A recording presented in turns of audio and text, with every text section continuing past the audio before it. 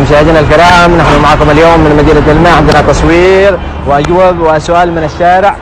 البحر من دون مي. راح نروح ونسأل الشارع ونشوف ما هي الأجوبة. ولا تنسوا الاشتراك في القناة والسبسكرايب ودعمنا لمزيد من المقاطع والفيديوهات. والسلام عليكم ورحمة الله وبركاته. ممكن نتعرف عليك؟ أنا محمد أحمد السالم علوي، سوفت وير ديفلوبر. حياك يا أحمد.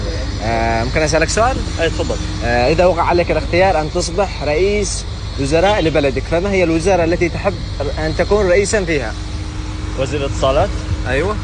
عشان نحسن من الاتصالات حق البلاد هذه. يعني تخيل أبوك يقول لك محمد بروتي، ايش المعلومه اللي بتخرج من الموضوع يعني؟ طيب. تقدر تركب كلمات. طيب. يعني انت تفهم من الموضوع ان هذا يجيب روتي، بس برضه يعني تقدر وقت انك تعمل ترانزليشن وتركيب وشغل، فاهم علي؟ الموضوع عجين. طيب. فلازم نشوف حل. طيب. لمتى بنضل؟ اكيد. لمتى بنضل نركب يعني؟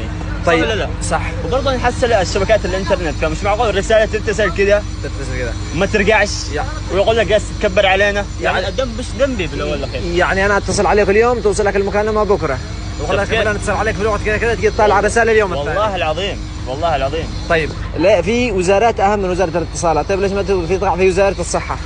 وزاره الصحه والله شيء جميل، بس حاليا انا ما افضلش اتدخل مع الامور الطبيه لانها اصبحت تجاره قبل ما تكون مهنه انسانيه. صح.